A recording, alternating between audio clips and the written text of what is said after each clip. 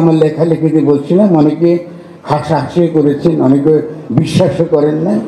আমার 2023 সালে যে বইটা বেরিয়েছে, গণ অভ্যুত্থান ও গঠন, 2023 সাল 5ই অগাস্ট, এটা কাকতালীয় হতে পারে, ঠিক 2024 সালে 5ই অগাস্টে কিন্তু গণ অভ্যুত্থানটা ঘটে গিয়েছে।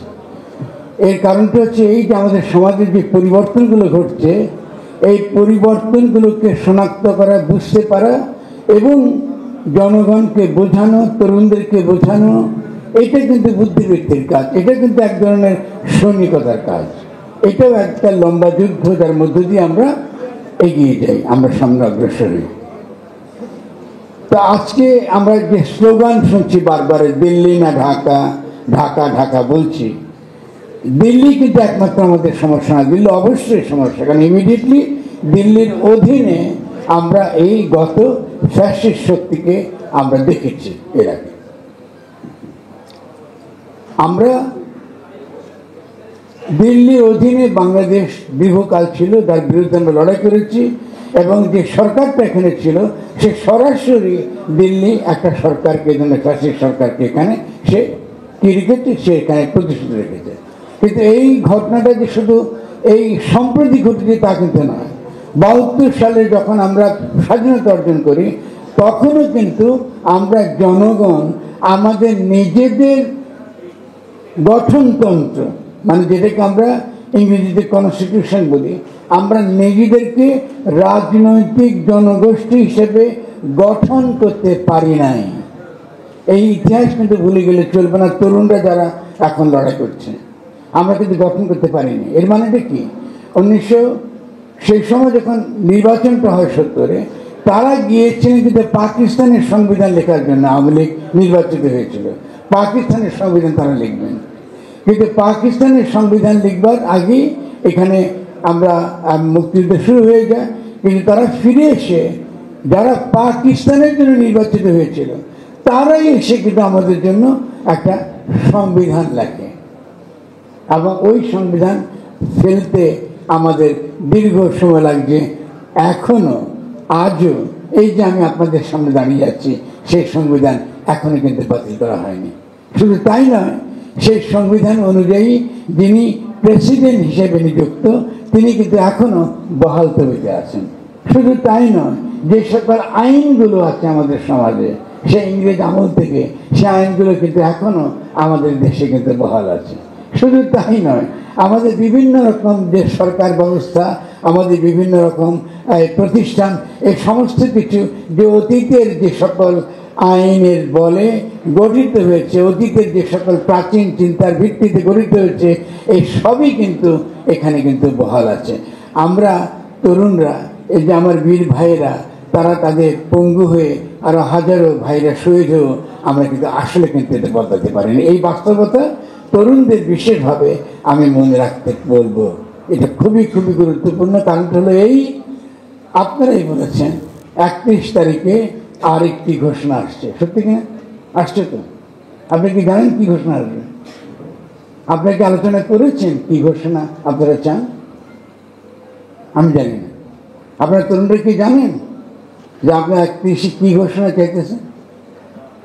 আপনারা কেউ জানেন না?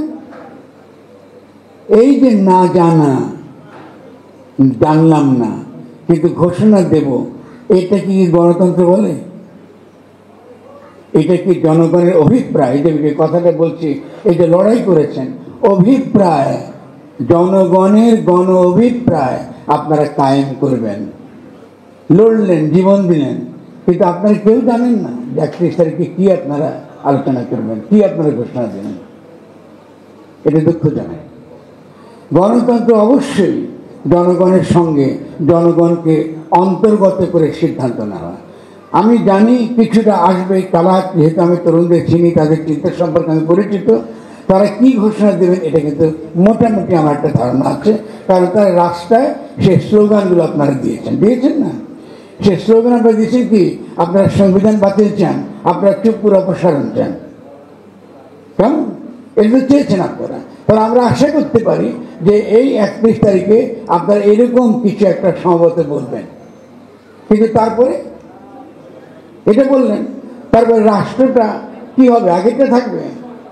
প্রশ্নটা হচ্ছে এই যে আমাদেরকে এই বাংলাদেশকে নতুন করে গঠন করতে হবে।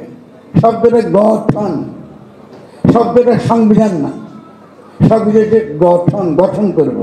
আমার সরকার ব্যবস্থা, স্থানীয় সরকার ব্যবস্থা থেকে শুরু করে বিচার ব্যবস্থা, এবং তার থেকে শুধু বিচার ব্যবস্থা শুধু নতুন না, আমার সংস্কৃতি, আমার চিন্তা, সমস্ত কিছু আমি নতুন করে গঠন করবো। আমি ছোট্ট উদাহরণ দিই। এই যে আপনি গঠন কথা মানেটা কি, স্লোগান দিচ্ছেন মুজিববাদ নিপাত যায়, খুব ভালো। তো মুজিববাদটা কি? সাধারণ লোক কি বুঝবে মুজিববাদ শুনতে? মুজিববাদ কি করে গড়ে উঠলো? মুজিববাদের স্লোগানগুলো কি? ফলে আমরা আসলে যেটা চাইছি সেটা হলো আমাদের সমাজ থেকে ফ্যাসিস্ট চিন্তা ভাবনা, ফ্যাসিস্ট প্রতিষ্ঠান, এগুলার নিপাত যাক। এবং শুধু তাই না, ইসলাম বিদ্বেষী যে ধারাটা গড়ে উঠেছে আমাদের দেশে, যে ইসলাম মানে এটা খারাপ, ইসলামের কথা বলা যাবে না, ইসলাম নিয়ে রাষ্ট্রচিন্তা করা যাবে না, ইসলাম নিয়ে রাজনীতি করা যাবে না, এটাকে কিন্তু বন্ধ করতে হবে। ফলে আমরা ওই যে মুজিববাদটা গড়ে উঠেছিল, যেটা বলছে কি আমাদেরকে সেকুলার হতে হবে, সেকুলার কোশ্চেন থেকে আনছে। সেকুলার রাষ্ট্র হতে পারে, যে কোনো গণতান্ত্রিক রাষ্ট্র সেকুলার রাষ্ট্র, কিন্তু সেকুলার কথাটা বলে আমরা দীর্ঘ 50 বছরের বেশি যে লড়াইটা করছি বাংলাদেশে, এটাকে বলে ইসলাম নির্মূলের লড়াই। মুজিববাদ বললে কিন্তু এই কথা পরিষ্কার হবে না। কিন্তু একই সঙ্গে যখন ফ্যাসিবাদের পতন ঘটলো, মুজিববাদে কিছুটা হলো পিছু হতে বাধ্য করেছে, তারা কিন্তু এখন আছে আপনার সমাজের মধ্যে। এছাড়া তো আরো ফ্যাসিস্ট চিন্তা ভাবনার সমাজে আছে। এইকে মোকাবেলা কি করবেন? ও তো মুজিববাদের কথা বলে না, সে কোন ভাষায় কথা বলে, সে কিন্তু ভিন্ন রকম ভাষায় কথা বলে, সেটা কিন্তু ফ্যাসিস্ট শক্তি। সে কি বলে? সে বলে যে বাংলাদেশের 90% মুসলমান, ফলে এটা মুসলমানদের রাষ্ট্র হইতে হবে। একই কথা। ওই বাঙালিরা যা বলতে এটা তার উল্টা পিঠ, যে এই দেশের সব বাঙালি, এখানে ইসলাম থাকতে পারবে না। এরাও বলে আমরা ইসলাম, আমরা সব মুসলমান, ফলে ক্ষুদ্র জাতিসত্তা থাকতে পারবে না, সনাতন ধর্মাবলম্বীরা থাকতে পারবে না, এইদিকে সব ইন্ডিয়া চলে যেতে হবে। এবং আমরা কি বলি যে তারা যদি, আগে আমরা কি দেখতাম, একটা টুপি পরা লোককে, একটা ইসলামী লোককে, একটা নামাজ কালাম পরা একটা ছেলেকে একটু দাঁড়িয়ে থাকলে ওটাকে বলতাম জঙ্গি, ওটাকে বলতাম সন্ত্রাসী। আর এখন খালি একটু উল্টে গেছে, একটু গেরুয়া দেখলে মনে করি এটা সন্ত্রাসী, এটা ইন্ডিয়ার দালান। তাহলে এইটা দিয়ে কিন্তু আমি সমাজ এবং রাষ্ট্র গঠন করতে পারবো না। আমরা বলেছি যে এই দেশে প্রত্যেকটা মানুষের নাগরিক এবং মানবিক অধিকার নিশ্চিত করতে হবে। প্রত্যেকটা মানুষের নাগরিক এবং মানবিক অধিকার। আপনি কি ধর্ম, আপনি কি আস্তিক না নাস্তিক, আপনি কি এই ছেলে না মেয়ে, এইটা কিচ্ছু আসে যায় না। আপনি এই দেশের নাগরিক।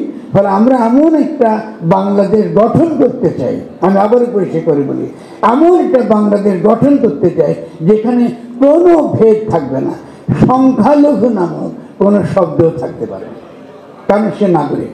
এই নাগরিকের অধিকারটা যখনই আমরা অর্জন করব এবং যখন তাদের লড়াই করব, তখনই কিন্তু এই বাংলাদেশ গঠন করা আমরা পরিষ্কার হব। এখন দেখুন কথা কথা আপনারা বলেন সংবিধান। সংবিধান শব্দটা আইনি ভাষা, রাজনীতির ভাষা নয়। রাজনীতির ভাষা গঠন করা, জনগণকে একত্রে রাখা। এই জন্য আরেকটা শব্দ আমরা ব্যবহার করি, সেটা হলো রাজনৈতিক জনগোষ্ঠী। আমরা একটা পলিটিক্যাল কমিউনিটি, রাজনৈতিক জনগোষ্ঠী। সেখানে ক্ষুদ্র জাতিরা থাকবে, সেখানে আমি থাকবো, সেখানে বাঙালি থাকবে, সেখানে একটু ইসলাম ধর্ম ভাবাপন্ন লোকজন থাকবেন, সকলে বাস করবেন, বিভিন্ন চিন্তার মানুষ থাকবে। কিন্তু এটাই তাদের বাড়ি, এটাই তাদের আবাস। তারা পরস্পর কিভাবে থাকবে, কিভাবে থাকবে, তাদের সম্পর্ক কি হবে, এটা নিয়ে যে তর্ক বিতর্ক আলাপ আলোচনা, এটাকে বলা হয় গঠন করা।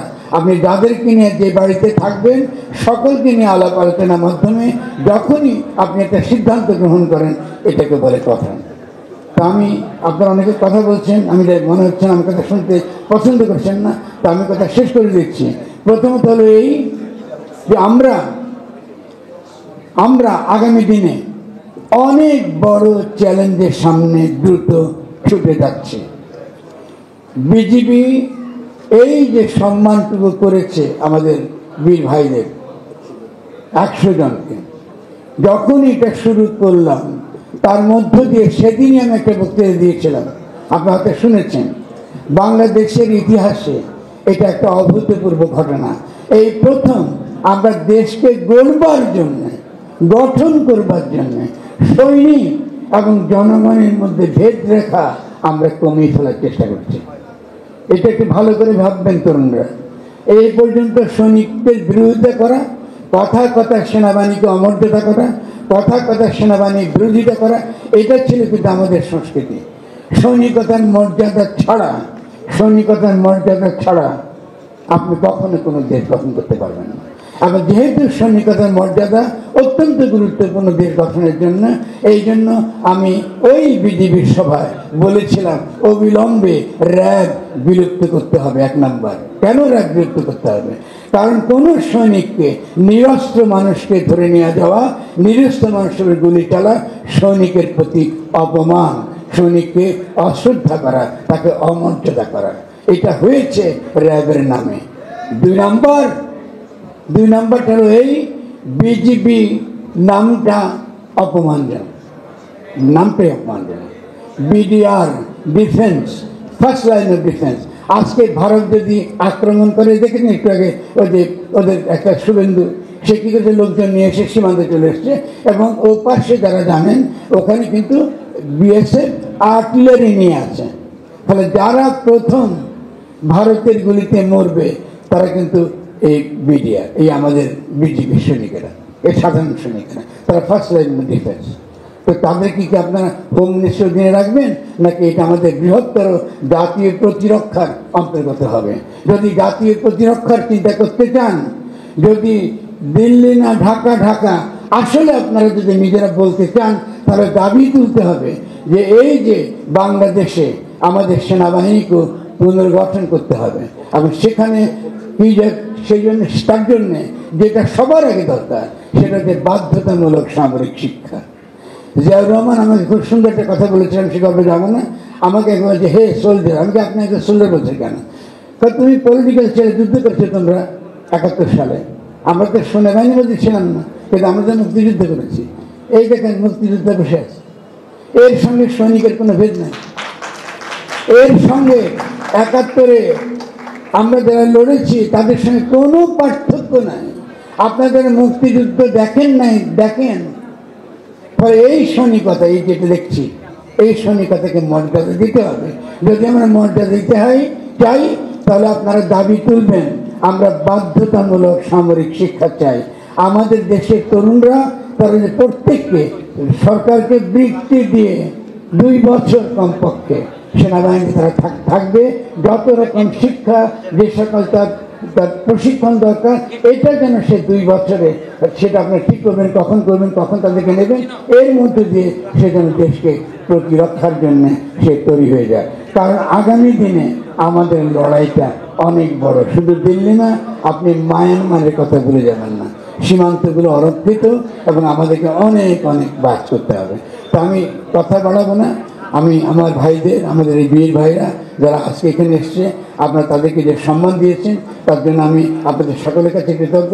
কিন্তু আমি বিশেষভাবে প্রশংসা করব আহমেদ ফেরদৌসকে। তিনি যে নজিরটা তরুণদের সামনে রাখছেন, সেটা হচ্ছে এই যে আমরা চাইলে, ভাই আপনারা একটু চুপ করেন, এই কথা বলছেন তারা, আপনার কারা কথা বলছেন, যারা কথা বলছেন বেরিয়ে যান, দয়া করে একটু একটু কথা শুনে নেন, গুরুত্বপূর্ণ বিষয়। এখানে আমরা সৈনিকদের, এই বীর সৈনিকদের নিয়ে বসে আছি, আমাদেরকে অপমান করবেন না, দয়া করে কথা বলতে, কথা শুনেন। তাহলে আমাদের যে জিনিসটা হচ্ছে যে আমরা যদি দেশকে গঠন করতে চাই, আমাদেরকে এখনই তৈরি হতে হবে। এই জন্য বাধ্যতামূলক সামরিক শিক্ষা শুধুমাত্র কথার কথা নয়, এটা ছাড়া আমাদেরকে আসলে আমরা সামনে এগিয়ে যেতে পারবো না। তো আমি আমার ভাইদের, আমাদের বোনদের যারা এখানে আছেন, তাদেরকে অনুরোধ করব আপনারা এই দাবিটুকু তুলবেন, এবং এই আহমেদ ফেরদৌস সেখানে যেটা শিখবেন সেটা হলো এই যে আমরা রাষ্ট্রের উপর নির্ভর করে আমরা বসে থাকবো।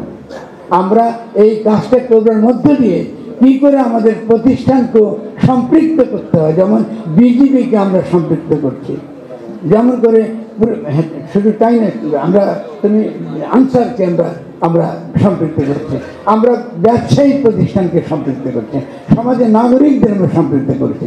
ফলে সমাজকে কি করে একটা ছোট কর্মসূচির মধ্য দিয়ে, ছোট কিন্তু বৃহৎ এই কর্মসূচির মধ্য দিয়ে আমরা যে যুক্ত করছি, এটা কি বলে ডেমোক্রেটিক প্রসেস, এটাই গণতন্ত্র, এটাই গণতান্ত্রিক প্রক্রিয়া। এর মধ্য দিয়ে আমাকে আগামী দিনে আমরা কি করে আরো শক্তিশালী বাংলাদেশ গড়ে তুলব, সে শক্তিশালী বাংলাদেশে আমরা সমস্ত নীতিটা, তার দিক নির্দেশনা এর মধ্যে আমরা পেয়ে যাব। তো আমরা আশা করব আপনারা 31 তারিখে দেখবেন আমাদের তরুণ যারা সৈনিক, নতুন যে মুক্তিযোদ্ধা 2024-এ যে মুক্তিযোদ্ধা যারা, তারা আপনাদেরকে একটা সনদ দেবে নতুনভাবে বাংলাদেশকে গঠন করবার। ফলে সে নতুন বাংলাদেশকে গঠন করবার ক্ষেত্রে তারা যে নেতৃত্ব দিচ্ছেন তার প্রতি আমার পূর্ণ 100% সমর্থন আছে। শুধুমাত্র আমি মনে করি যে আলাপ আলোচনা বিপুলভাবে তরুণদেরকে প্রশিক্ষিত করা,